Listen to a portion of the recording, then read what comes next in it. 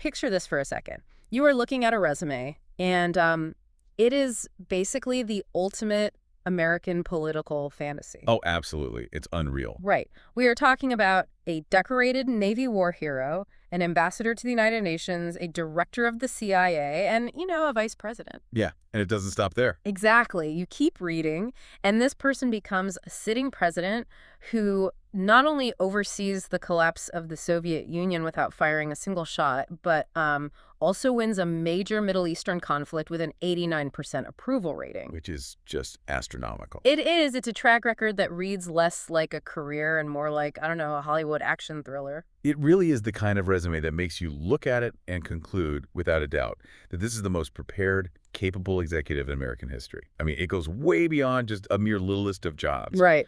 What you are looking at is a total masterclass in global management. But, and here is the impossible paradox I really want to drop in your lap today. Imagine that exact same person, armed with that 89% approval rating and that legendary resume, just spectacularly losing their re-election bid to a young, entirely inexperienced governor. And losing while looking just entirely, almost painfully out of touch with the very country he was leading. Yeah. It honestly stands as one of the most fascinating contradictions in modern political history. It really does. Yeah. So today, that is our mission for this deep dive. We are unpacking the life, the foreign policy masterclasses, and the ultimate political downfall of George H.W. Bush. It's quite the journey. It is. We are going to trace the mechanics of how the ultimate, behind-the-scenes manager expertly navigated the most chaotic global transitions of the 20th century, but completely failed to manage his own domestic image when it mattered most. Okay, let's unpack this. Because to understand how this guy operated on the world stage, I feel like we have to start with how his brain was wired from day one. Yeah, you really have to go all the way back to his childhood, because his deeply ingrained psychology and his incredibly low ego upbringing, those are the exact keys to understanding how he later dismantled the Cold War. Which sounds counterintuitive for a politician. Right. I mean, he was born into immense wealth and influence. We were talking the steel business, Rockefeller connections, banking. But his parents did not raise a spoiled heir. They were incredibly strict. Yeah, there were massive crushing expectations placed on his shoulders from the start. Oh, totally. His father was a senator. And there was this wild, very telling anecdote where his dad is sitting with the French ambassador and young George is just, a kid eating nearby. Right. And his father points across the room and casually tells the ambassador, "This son of mine will one day become the president of the United States." Just casually predicting you will run the free world while you were having a snack. Like, no pressure there at all. None at all. But alongside that immense ambition, they instilled this brutal, almost fanatical sense of humility. Which is so rare. It is. There is a brilliant detail in the book, Road to Character, about his mother. She would look at his school sentence-building exercises, and she would literally force him to cross out the word I. Wait, really? Yeah. If he wrote, "I did this," or, "I scored that," she made him take a pencil and cross the I's out. The lesson was that if you have money and privilege, you have a heavy duty to society, but you never, ever brag. You just put your head down. Exactly. You put your head down, you do the work, and you never make a fuss about yourself. Wait, an ambitious politician whose mom tells him not to use the word I? I mean, that's like a stand-up comedian being raised to hate the sound of laughter. That's a great way to put it. How does someone that humble survive in Washington? Because that town runs entirely on ego and self-promotion. Well, what's fascinating here is that his lack of showmanship actually became his superpower. And it was forged in fire, quite literally. When he was 18, right after the attack on Pearl Harbor, he bypassed Yale entirely to join the Navy and become a pilot. Which is huge. And he ended up on a harrowing mission over a Japanese island. Yeah. The details of that mission are just gripping. He is flying, trying to hit a communications tower, and his plane takes a direct hit from anti-aircraft fire.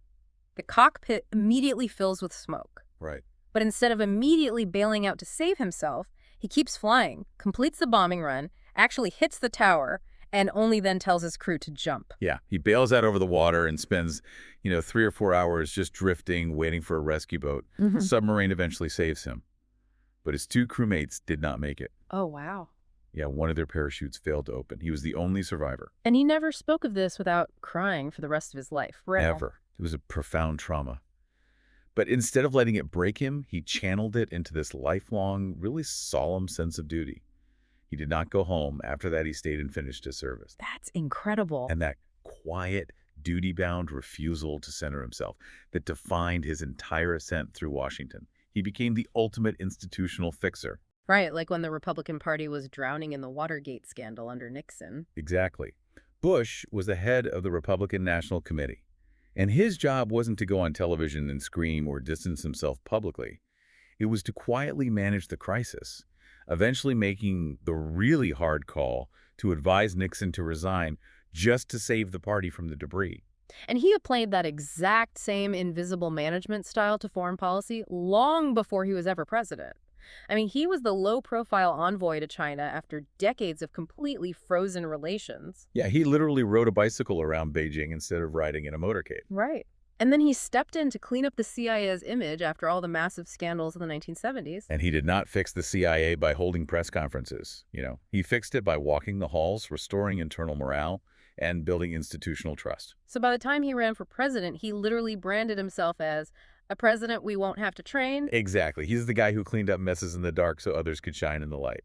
Which sets the stage perfectly for 1989, because when he takes office, the geopolitical load-bearing walls of the entire world are basically coming down. Oh, totally. The world was entering what he coined the New World Order.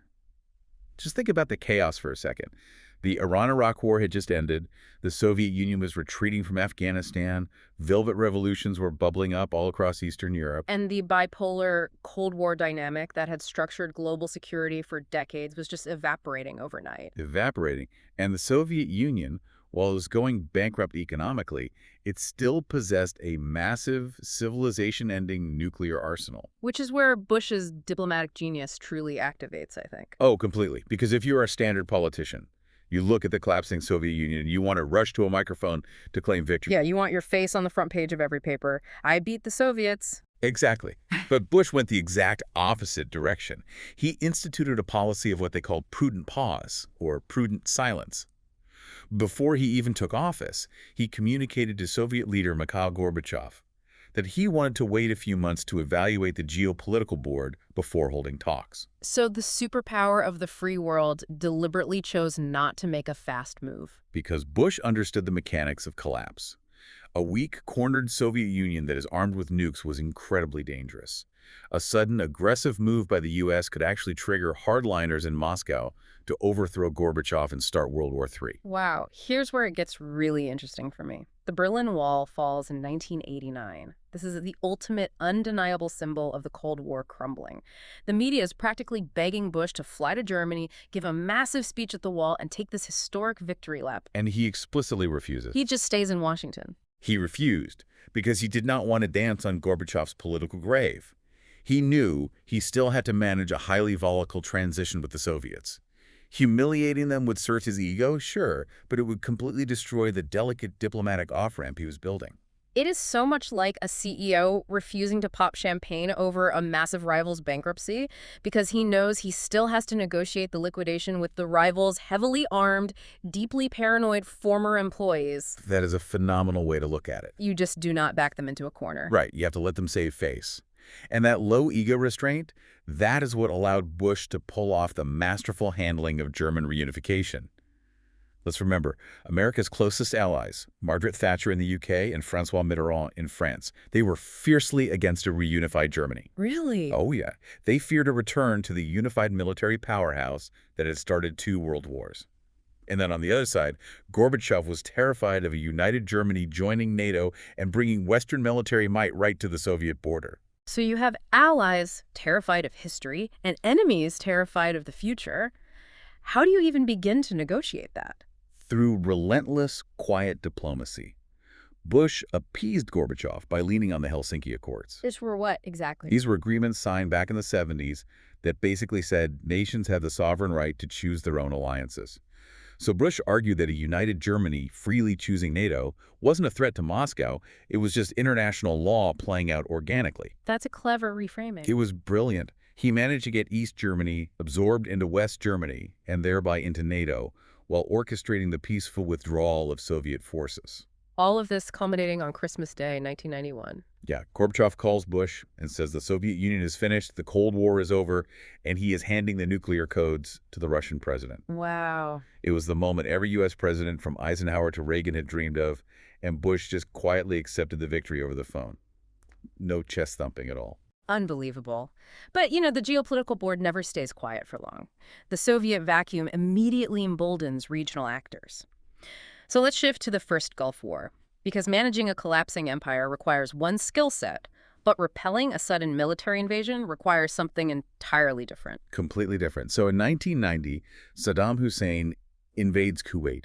Saddam was driven by a $14 billion debt he owed Kuwait from his previous war, and he had his eyes firmly on Kuwait's massive oil fields. Because if he had held that territory, he would have controlled a full 20% of the world's oil resources. Exactly. And Bush doesn't just launch bombers the next day. He takes 5 meticulous months to respond. Right, he shifted from quiet diplomacy to unprecedented massive coalition building. He spent 5 months working the phones to build a 35-country military coalition. And the mechanics of this are crucial. He didn't just demand everyone follow America's lead, he secured the explicit green light from Saudi King Fahd. Why is Saudi approval the linchpin there? Because if the U.S. acts unilaterally, Saddam instantly frames the conflict as Western imperialism. America versus the Arab world.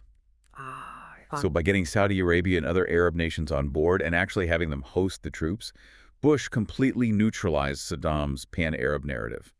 It became the world versus Saddam. And Saddam even tried to break that narrative violently, didn't he? He fired Scud missiles at Tel Aviv and Israel, hoping Israel would strike back. Right. Because if Israel enters the war, the Arab nations in Bush's coalition likely pull out and the whole thing shatters. It is like playing a game of three-dimensional chess, where one wrong move by a third party flips the entire board. Yeah.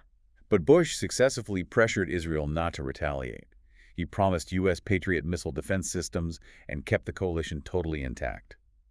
When the military action finally started in January 1991, it was overwhelming. 38 days of precision airstrikes, followed by just a 100-hour ground war, and Kuwait was liberated. But this is the part that always trips me up. You have a 35-country coalition, you have the momentum, you completely rout the Iraqi army in 4 days. Why just pack up and leave Saddam in power? It's a huge question. Why not drive to Baghdad and finish the job? Especially when Bush had actively encouraged Iraqi Shiites and Kurds to rebel, but then didn't provide air support, leaving them to be brutally suppressed by Saddam's gunships. Right. It is absolutely the most heavily debated decision of his presidency. Looking at the mechanics of geopolitics at the time, Bush was strictly a pragmatist. He was operating under a very specific United Nations mandate, which was just to liberate Kuwait. Just Kuwait. Right. The mandate did not authorize regime change in Baghdad. Going further meant shattering that fragile 35-nation coalition. Furthermore, he was acutely aware of the dangers of a Vietnam-style quagmire. Yeah, that shadow was always there. He believed that if the U.S. dismantled the Iraqi government, America would be responsible for putting the whole country back together. He wanted to achieve the stated objective, solve the immediate problem, and just get out. It is that ultimate manager mindset again. Fix the leak, don't rebuild the entire house. Exactly. But the Middle East chessboard was even more complex than just Iraq. The U.S. was simultaneously engaged in this incredible, almost surreal, secret dance with Iran. Oh, man. The U.S. relationship with Iran in this era is an absolute labyrinth. Bush's involvement actually predates his presidency. He was deeply entangled in the Iran-Contra affair during the Reagan years. Where the U.S. secretly sold weapons to Iran to fund rebels in Nicaragua. Right. It was the ultimate back-channel operation. But when he actually takes the oath of office as president, he tries to bring this dynamic into the light. In his inaugural address, he makes a very public, coded promise regarding Iran. He says, goodwill begets goodwill. He was signaling that if Iran used its influence to help free American hostages held by proxy groups in Lebanon, the U.S. would reciprocate. And Iran needed that, right? Yeah. Iran, under President Rafsanjani, was desperate to rebuild its economy after the devastating war with Iraq, and they really needed to soften relations with the West. So Iran countered with 2 main demands for normalization. Which were? First, the release of U.S. frozen Iranian assets, and second, for the UN to officially recognize Iraq as the aggressor in the 8-year Iran-Iraq war. So does Bush make the trade? Well, he flatly refuses to release the frozen assets. Yeah. But he does maneuver to deliver on the second demand.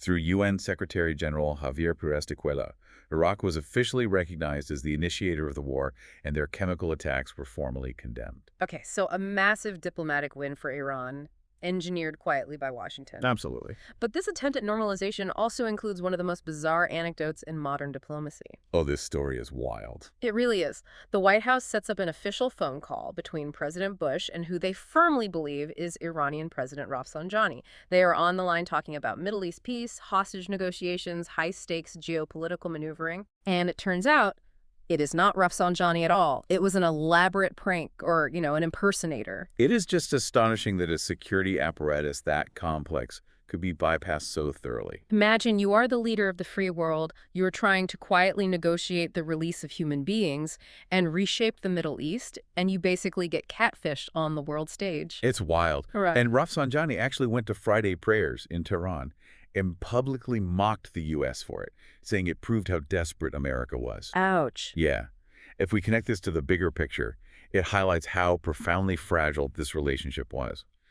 Despite Iran practicing what they called positive neutrality during the Gulf War, where they condemned Saddam's invasion of Kuwait and even allowed U.S. fighter jets to fly in Iranian airspace without targeting them, the normalization ultimately failed. Right. The U.S. shifted toward a policy of containing both Iraq and Iran simultaneously. Those missed connections and broken promises permanently fortified a wall of mistrust, which basically set the stage for decades of future conflict. So what does this all mean for Bush back home? We have a president who expertly managed the collapse of a nuclear superpower, built a 35-nation military coalition to win a war in 100 hours, and navigated incredibly complex diplomatic back channels. Yep. His approval rating hits 89%, and then the bottom completely falls out. How does a guy with a resume like that lose an election to a young governor from Arkansas? Because that 89% approval rating was a bubble. It was built entirely on foreign policy success. And the very traits that made Bush a global diplomatic genius, his quiet, low ego, behind-the-scenes management style, those made him seem completely out of touch with the American public. Right. The unraveling really started with a broken promise. During his campaign, he famously said, "Read my lips. No new taxes." But the macroeconomic math just didn't work, did it? The federal debt had tripled during the Reagan years. Exactly. He had raised taxes to address a ballooning budget deficit. Politically, it was a self-inflicted wound. But beyond the taxes, there was a profound seismic shift in the American psyche occurring in the early 90s. We see this reflected in the pop culture of the decade, too. You look at novels like Infinite Jest or movies like Fight Club. There's this sentiment that we don't have a great war. Our war is our own spirits. Yeah, that's exactly it. With the Soviet Union gone, America suddenly had no foreign enemies for the first time in nearly half a century. The public stopped caring about foreign policy. They were experiencing an identity crisis and demanded a domestic focus. That cultural shift is the invisible hand that unseated him. People wanted to know about jobs and the economy, and Bush was introducing policies that, while economically pragmatic at the time, felt threatening to the working class. Right. He championed the idea of NAFTA, a free trade agreement between the U.S., Canada, and Mexico. Which was initially a Republican concept aimed at cheaper production and opening up larger markets for corporations, right? But that narrative morphed over time into a highly contentious debate about lost American factory jobs. Exactly. The ground was shifting under Bush's feet economically, culturally, and technologically. The era of the invisible manager was dying. The post-Cold War era demanded leaders who could project vision and empathy on television. And this all culminated in the 1992 presidential debate against Bill Clinton. That debate is the exact moment the tide turns. Right. You have Bush, the seasoned aristocratic statesman, standing next to Clinton, the energetic, deeply empathetic young governor. It was a town hall format, right? Yes, and a voter in the audience asked a question about how the national debt was affecting them personally.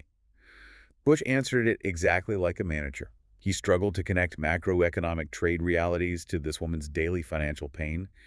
And then he committed the ultimate television sin. He checked his watch. Oh, brutal. It made him look bored, sullen, and impatient with the concerns of regular people. And Clinton. Clinton physically walked toward the audience member. He closed the physical distance, looked her directly in the eye, and showcased intense emotional resonance. He made the audience feel seen and understood in their economic anxiety. He literally said, "I feel your pain." Bush, despite his incredible resume and undeniable intelligence, just did not possess that gear. He belonged to a bygone era.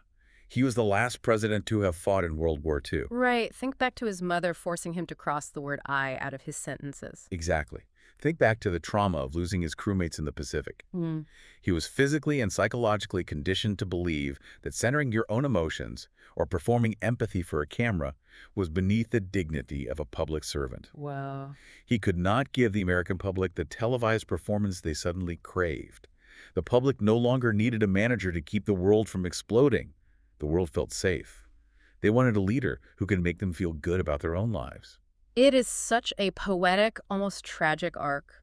The exact same psychological conditioning, that extreme humility, that duty-bound refusal to make a fuss or center himself that allowed him to quietly dismantle the Cold War without humiliating the Soviets, that made him fundamentally incapable of connecting with the American public on a television screen in the 1990s. Yeah, that's exactly right. He was the absolute perfect man for a global crisis, but the entirely wrong man for the television camera. It really is a profound paradox. And if we look at the trajectory of politics since that 1992 debate, this raises an important question. Okay, what's that? In today's hyper-connected, social media-driven world, is it even possible for a quiet, low-ego manager to get elected to high office? Or have we permanently decided as a society that a politician's ability to entertain, project brand identity, and perform empathy on camera is infinitely more important than their ability to quietly prevent a global catastrophe? That is a question that definitely lingers, especially when you look at how much the political landscape has become a stage for performance rather than a boardroom for policy. Thank you for joining us on this deep dive into the life of George H.W. Bush. Keep questioning the narratives behind the history you think you know, and we will catch you on the next one.